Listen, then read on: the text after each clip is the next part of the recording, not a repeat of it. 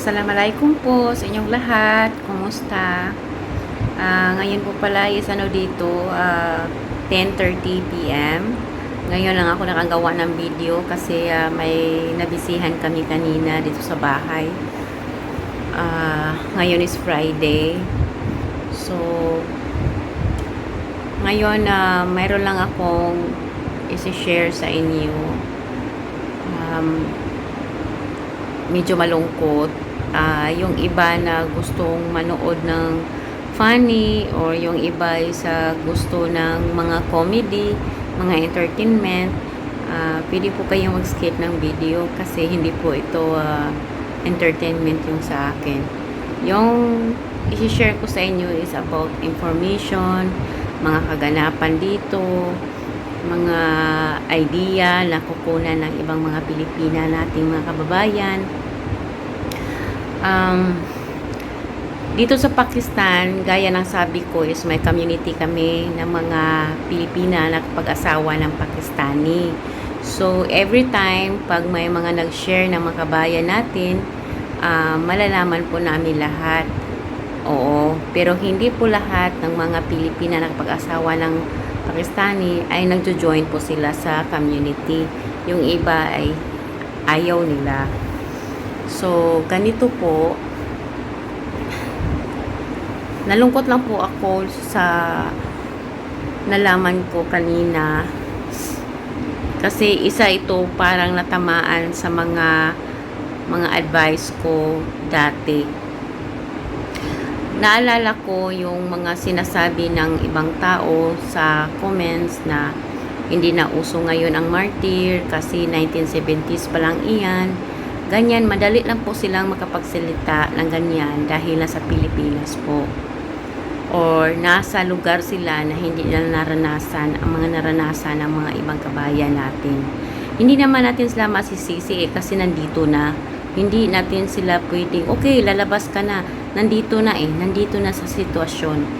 So, kapag kasi tinitrigger ninyo ang mga ibang kabayan natin na sinasabi na lumaban ka, huwag ka magpa-api, ganyan, magti-trigger sa utak nila yan. Lalo na sa mayroon sila sa sitwasyon na feeling nila is nahihirapan sila, naaapi sila, kaya nagti-trigger sila at lumalakas yung loob nila na lumayas, yung magwala. Mahirap po ang ganyan. Pakinggan nyo po kung ano po isasabihin ko ngayon. Kanina may nag-share, parang palagi na namin siyang napansin na nag-share siya sa kanyang Facebook about sa mga anak, about sa relationship niya sa asawa niya, sa mga in-laws niya, para siyang malungkot palagi. So finally, today, nag-share siya sa grupo namin, sa community namin, na wala na sa kanya yung mga anak niya. Kinuha na ng asawa niya dati kasi naghiwalay yata sila. Ang issue nila is sabi niya ayaw niya sa mga in-laws niya kasi nakikialam sa kanilang relasyon. Siguro hindi pa niya masyadong na-adjust sa sarili. Okay?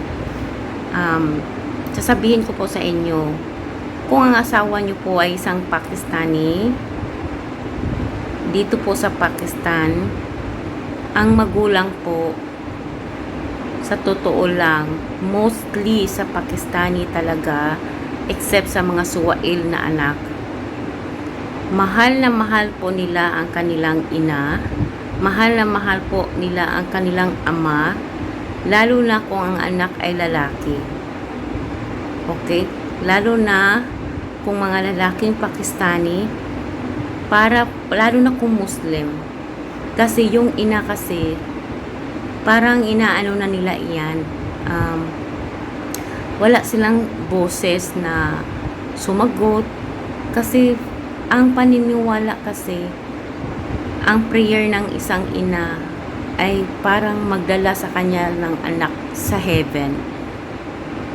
Oo.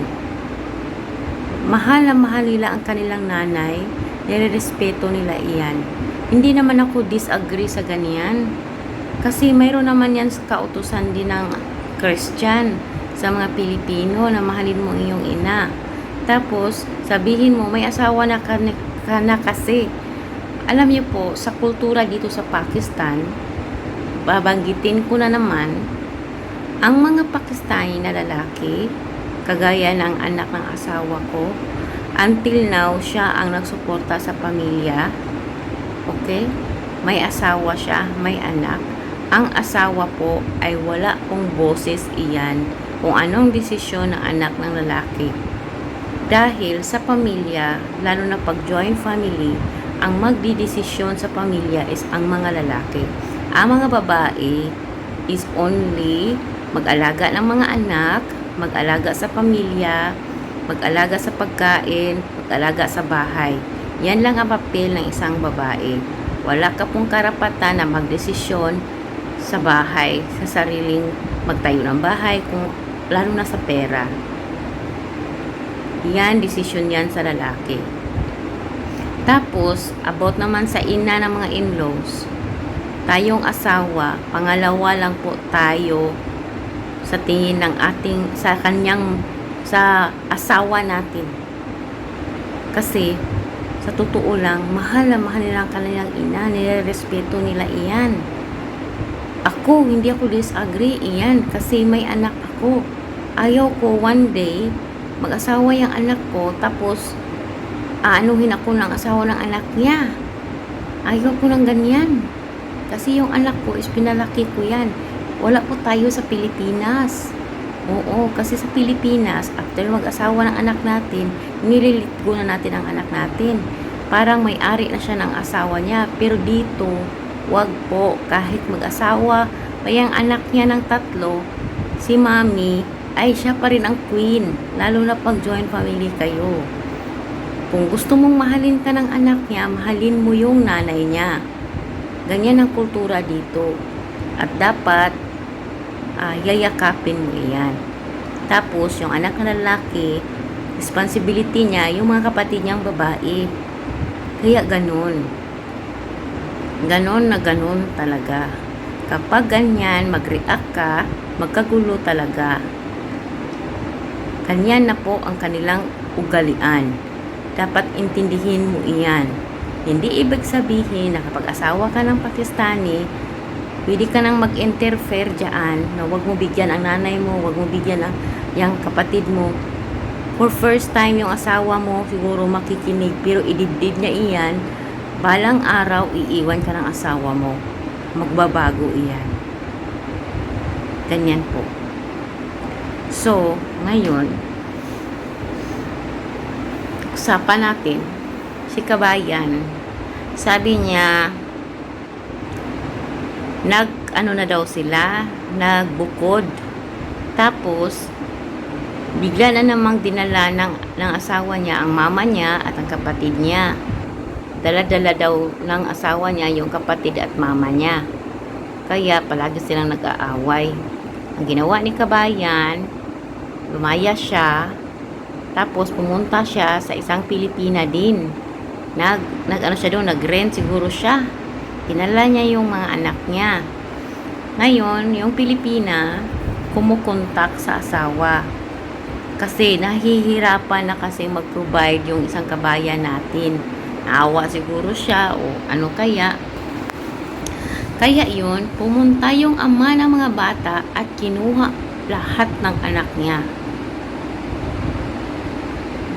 Kinuha lahat ng anak niya. Ang nangyari, ang kabayan natin ay nag-iisa. Wala siyang anak na nabitbit. Panay na lang siya po sa Facebook na punta na lang daw siya sa embassy at uwi ng Pilipinas. Ito po ang sinasabi ko dati. Kung dito sa Pakistan, pag pumapasok ka sa Pakistan, hindi lahat ng buhay ay pare-pareho. Marami akong sinasabi na maraming mga Pilipina na nahihirapan sa Pakistan kasi sa kultura nahihirapan.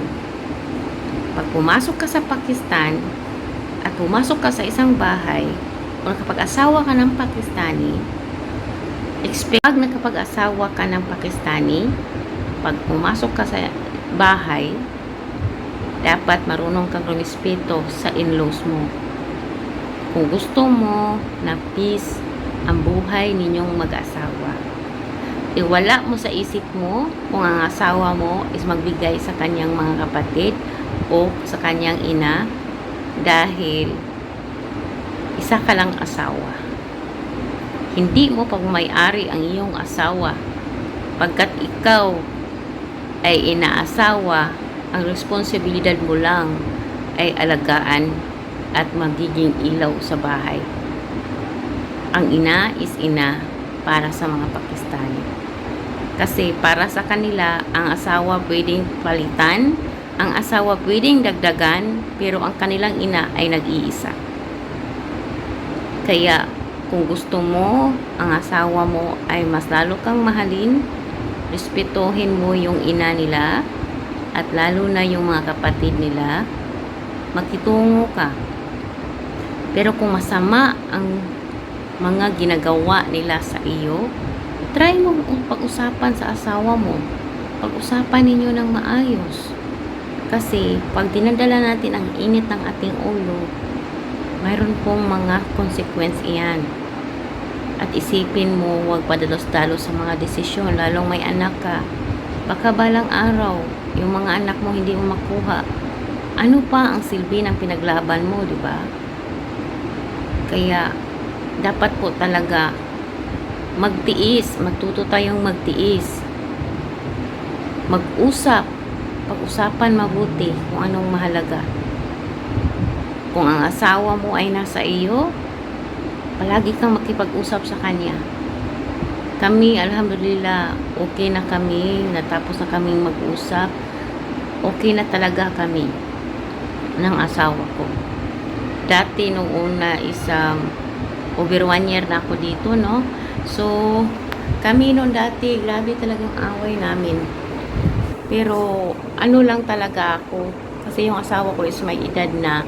So, marunong na siyang magdala ng sitwasyon. Pag nakita niya nagtitrigger ako, kinakausap niya ako. Tapos, kinakausap ko din siya. Sabi ko, bakit ganito ang naramdaman ko? Hindi ko siya inaaway.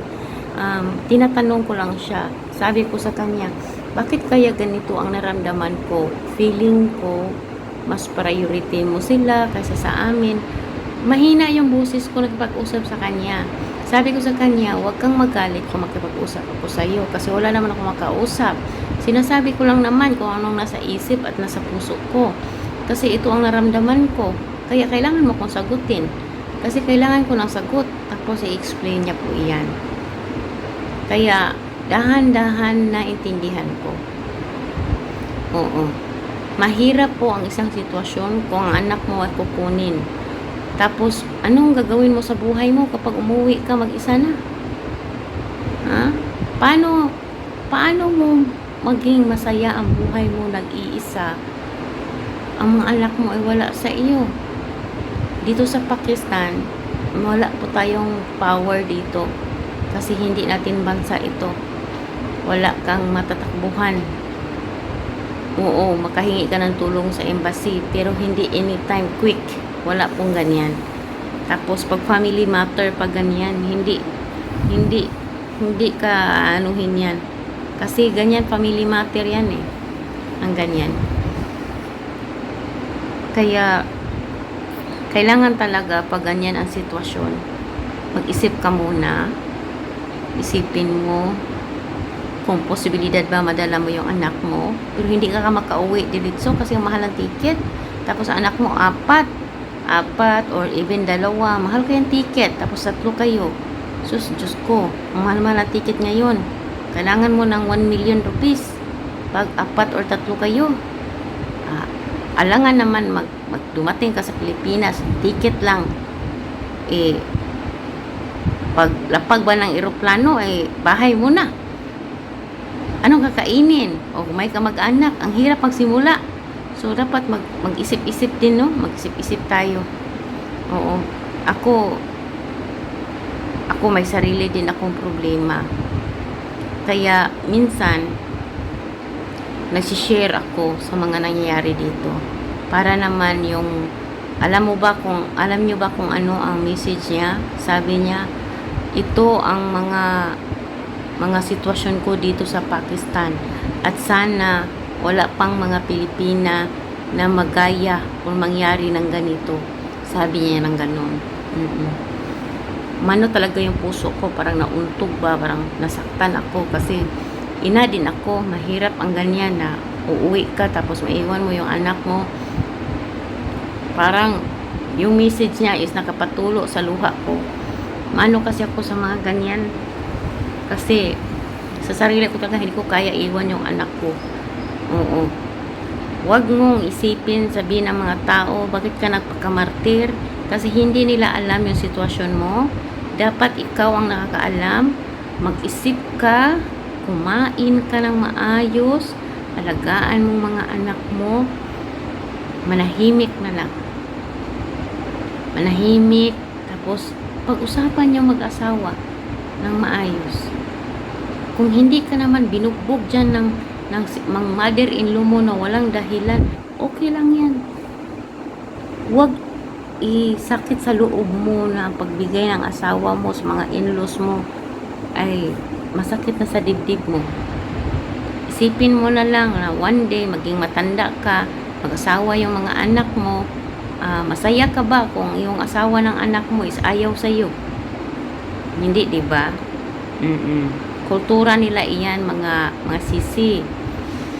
Tanggapin mo ang mga magulang niya para tanggapin ka din sa kanila. Ganyan talaga. Yung anak ko naghanap sa akin. Ako din minsan pina-explain ko na talaga sa anak ko na kapag nangangailangan ka ng kung ano-ano sa Pilipinas, hindi naman kita pinabayaan. Sinabi ko talaga sa kanya, wag ura-urada yung mama, nangangailangan ako, now na. Hindi. Ini-explain ko sa anak yan, sa anak ko. Kasi yung sitwasyon ko dito, hindi po ako makalabas. Mahirap magpadala ng pera. Ang sitwasyon ko, nagchat-chat ako sa aking kabayan na Pilipina na sasabihin ko, sis, pwede padalhan mo yung pera ang anak ko, mag-send lang ako sa iyo ng SPesa. Ganyan yung ano dito. Tapos huwag ganyan na kung may kailangan ngayon na ganyan, dapat dahan-dahan kasi yung pera sa atin malaki kasi yung value dito kapag yung 1.5 magpadala ako ng 1.5 piso, nasa mga 9,000 na yan rupees. Hindi po yan madaling kitain dito, lalo na sa akin kasi nagtatahi ako. Yang 9,000 rupees is kailangan ko yung trabahuin na 1 linggo at 2 gabi na overnight. Kaya minsan talaga sinabihan ko ang anak ko na mag-budget ka kasi hindi madali. Kung mayroon kang mga kailangan, planuhin natin, pag-usapan natin. Mahirap po dito ang sitwasyon sa Pakistan, lalo na may sa bahay. Magpasalamat na lang talaga, alhamdulillah, na may way pa akong makapagpadala ng pera. Ganon. Kasi dati, napakahirap talaga, napakastrikto ng asawa ko. Nag-aaway kami palagi. Ganon. Kaya napag-usapan na namin na ang buhay, hindi namin alam kung kailan ang buhay namin. Bakit hindi namin spend ang buhay namin na mag-alaga sa isa't isa na lang. Kasi nakakapagod na mag-away. Oo. Additional na yun sa problema. Hindi yung solusyon sa problema. Yan ang pinag-usapan na namin ng asawa ko. Kasi sabi niya, ang isipin lang natin yung anak natin kasi maaapektuhan. Ngayon, hindi naman niya ako pinigilan na magtahi. Kaya, diyan sa Pinas, dapat talaga na intindihin mo na ganito ang sitwasyon. Ako noon, bata pa ako, nagtatrabaho na ako independent ako. ang goal ko talaga makatulong sa mama ko kasi ang hirap talaga namin. Oo, mahirap kami noon talaga, grabe. Kaya hindi mo talaga pwedeng i-trigger yung tao na wala lang martir ngayon, 70s. Oo, sa Pilipinas pwede yan. Pag ginaganyan ka ng mga in-laws mo, anytime pwede kang lalayas, magpamasahe ka lang, mas malaki yung 200, wala, go away ka na. Dito hindi pwede yan, hindi talaga pwede. Kasi dito, pag lalayas ka, mayroon kang mga anak, iisipin mo sino magbubantay ng mga anak mo. Kung sabihin mo, may trabaho ka, nasa mga $600 or $500. Hindi na rin yun sapat na ganyan. Kasi pag-aaral ng mga bata, pagkain, kuryente, renta pa. Mahirap talaga. Kaya pag-isipan talagang mabuti. Oo. Pag-isipan mabuti para maiwasan ang sitwasyon na ganito. Na mauwi ka sa Pilipinas na maiwan ang anak mo. Hindi mga madali yan sa isang ina. Masakit yan. Uuwi ka ng Pilipinas, hindi ka na makabalik dito. Paano ng mga bata kapag uuwi ka? Isipin mo mabuti. Kung uuwi ka ng Pilipinas, tapos ipa-blacklist ka na dito, wala ka ng POC, paano ka makabalik dito? Yung asawa mo, hindi na magbigay siya ng invitation, hindi ka na makabalik dito sa Pakistan. Mahirap na kaya pasukin ng Pakistan ngayon. Paano yung mga bata? Kung ganyan ang sitwasyon na kinukuha yung anak mo, huwag ka munang umuwi ng Pilipinas. Mag-ano ka muna. Maghanap ka ng trabaho. Dito. Maraming mga Pilipina na may mga kilala na ganyan. Tapos pag may chance ka, makipag-usap ka sa asawa mo na lang para sa mga anak mo. Bahala na yung asawa na yan. Bahala na yung feeling na asawa na yan. Kahit mag-asawa pa siya ng marami, wala nang problema. Basta yung mga anak mo. Yun na lang ang anuhin mo. Kung ikaw masaya ka na mag-isa ka na lang at uwi ka ng Pilipinas, hindi mo inisip yung mga anak mo, nasa iyo iyan. Kasi para sa akin, kasi para sa akin talaga yung parang hindi ko kaya ang ganyan talaga. Wala akong courage na aalis ako, iiwan ko yung anak ko. Ano pang silbi ng buhay ko? Kung uuwi ako ng Pilipinas, o may anak ako doon, malaki na yung anak ko, iiwan ko yung bunso ko dito. Hindi ko kaya. Kaya ang hirap. Alam ko maraming mga Pilipina dito ang sitwasyon na ganito. Isipin nyo pong mabuti yung anak nyo. Isipin nyo po talagang mabuti. Once mag-desisyon kayo ng ganyan, tapos mawala sa iyo yung anak mo, ang sakit po niyan. Alam ko ang sakit-sakit po niyan. Kaya dapat talaga pag-isipan kung anong gagawin. Pag-isipan mabuti. Mahirap na. Baka lumalaban tayo sa bandang huli. Yung pinaglaban natin ay hindi natin madala. Hindi makuha natin. Ano pang saysay? Mabaliw lang tayo. Kaya ganyan talagang buhay dito. Kung iisipin lang talaga natin, no? Kung i-embrace mo talaga, mayroon akong kakilala na Pilipina napaka-strong niya. Sabi niya, sa Dubai sila dati, 4 na yung anak nila ngayon. Nag-vlog siya dati, tapos huminto siya. Pinupokus na lang niya sa Facebook. Nag-advise siya sa akin, tapos nag-usap kami. Alam mo yung mga pangyari niya, yung asawa niya is wala ng kwenta para sa kanya. Nag-join family din sila. Sa lahat ng gawain, ginagawa niya, nanahimik na lang siya para sa mga anak niya. Yun talaga ang lakas ng loob niya.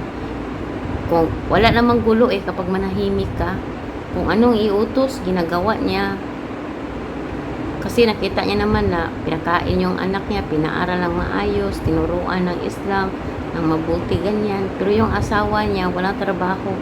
Nasa bahay lang sila lahat.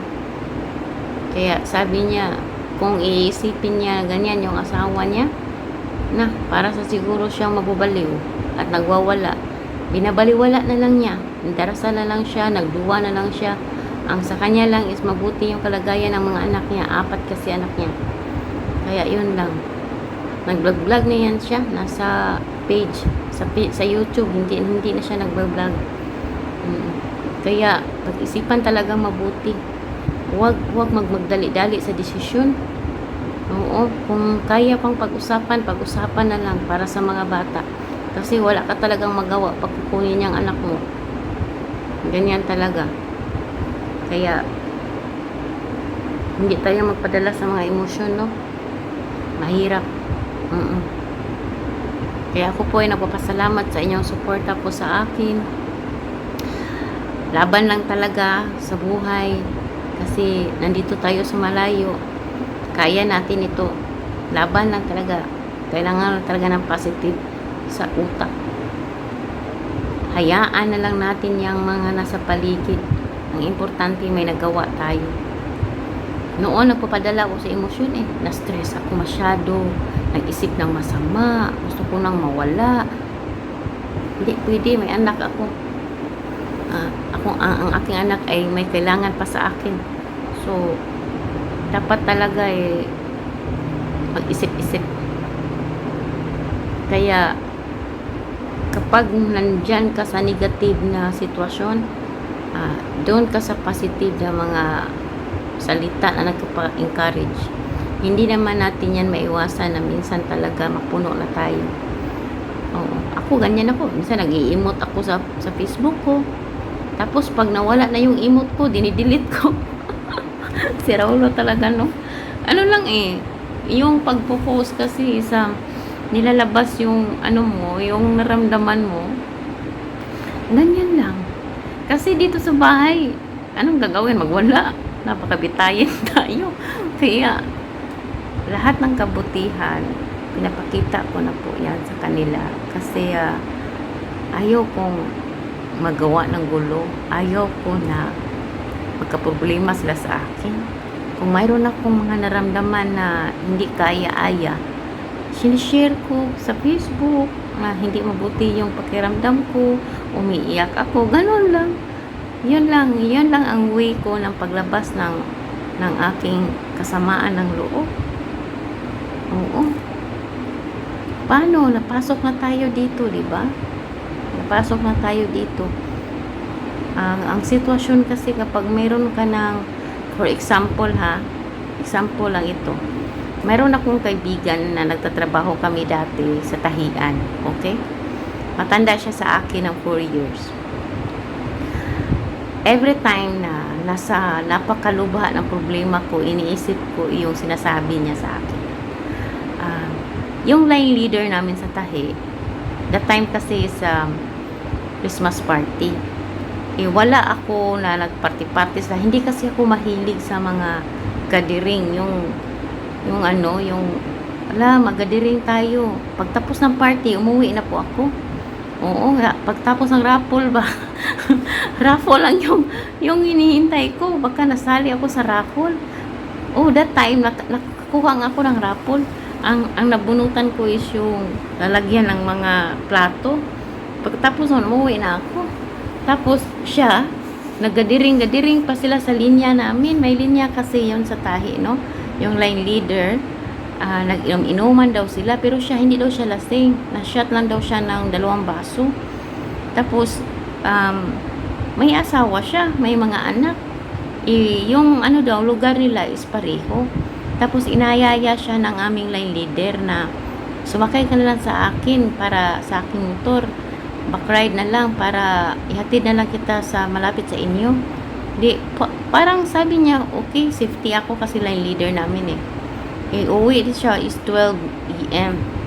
Kasi nag-party-party pa sila. Ako natulog na ako that time. Talaga ako guys, parang boring ba. Ewan ko, parang pag nag-aatin ako, Doon lang ko sa sulok, ganyan ako. Oo. Tapos, yun na, nagtaka ako pagka umaga kami lahat, sinampal niya bigla yung leader namin. Sabi ko, "Shi, anong ginawa mo? Bakit mo siya sinampal?" Galit na galit talaga siya, galit na galit. Sabi niya talaga, dami pa naman namin, kami, 32 kami sa isang linya. Tahi eh. Sabi niya, walang hiya itong leader na to. Nagtrust ako sa kanya. Nung umuwi kami kagabi, anong ginawa niya? Hindi niya ako hininto. Hindi niya ako hinatid sa amin. Napansin ko parang parapit na kami sa hotel. Tapos yung daloy ng ng motor, napakalakas daw yung parang napaka-speedy ba? Yung napakalakas ng takbo ng ng motor. Tapos parang dadalhin na talaga siya sa hotel. Yun ang sabi. Tapos bastos na daw. Tapos sabi niya sa isip niya, ano daw gagawin niya? Pag tumalon daw siya, madisgrasya siya. Ano daw ang ginagawa niya? Sinabi niya talaga, sige, sasama ako sa iyo. Huwag mo na lang bilisan masyado yung motor, baka madisgrasya tayo. Sabi niya ng ganon. Dahan-dahan lang. Sabi niya ng ganon. Napakano daw, madilim daw yung paligid. Wala masyadong tao kasi 12 p.m. Noon, nasilayan na niya daw na malapit na daw sila sa hotel. Lapit na ha. Mayroon daw nag-inuman sa kalsada. Oo, may nag-inuman. Ang ginawa niya, hinulog niya yung sandal niya. Tapos sinabi niya sa line leader namin, wait, hinto muna, nahulog yung sandal ko. Oh, sabi niya ng ganun. Nung nahulog ng sandal niya, kinuha niya yung sandal niya at tumakbo talaga siya papunta doon sa mga lalaki na nag-inuman. Oo. Parang kilala na daw siya doon kasi taga doon siya eh. Oo. Sabi niya, kasi natakot siya eh. Pag dinala daw siya sa hotel, makita daw siya ng mga tao doon, baka mag-away sila mag-asawa. Yun ang mistake din niya. So, ang punto ko dito, tumakbo yung leader. Ngayon, yung kwentong ito, ang punto ko dito, pag napasok ka na dito sa Pakistan at napunta ka sa mahirap na sitwasyon, huwag kang masyadong magpanik. Nadali-dali ka ganun, basta madisgrasya ka. Yun ang punto ko dito. Ang dapat mong gawin, obserbaran mo muna yung sitwasyon. Kung kaya mo pang ayusin, kaya mo pang magpakumbaba na hindi maapektuhan yung mga anak mo o hindi ka madisgrasya, gawin mo muna. Pero pag time na talaga, parang papatayin ka na, so mag self-defense ka, magpatayan na kayong lahat. Kanya ako eh. Nung dati nag-aaway kami ng asawa ko, sabi ko sa kanya, pag sinaktan mo yung anak mo, papatayin ko talaga kayo lahat. Para bang, ang dali lang magsalita, pero ang hirap po talagang gawin. Pero pag mahal na sa ating buhay, or ang buhay na natin, ang ganyan, siguro lalabas yung tunay na damdamin at ugali natin. Kaya ganyan po ang gawin. Kasi mahirap po talaga kapag nasa sitwasyon ka na ng ganyan. Kung kaya pang lawakan ng pasensya, kung kaya pa talaga na ayusin ang mga bagay-bagay, magpakumbaba lang po. Kung masama po ang loob niyo, free naman. Mayroon namang Facebook na share your thought. Doon, ilabas mo yung mga sama mo ng loob. Maraming marites doon. Kaya yun lang po ang ma-share ko sa ngayon. Magaling na pala yung ko, no? Ito magaling na. Tapos ito na lang, konti. Ito magaling na siya. Lahat ng advice yung ay ginagawa ko. Ngayon talaga, na siya. Magaling na talaga siya. Ito na lang. Na-disbeauty ng kamay ko talaga.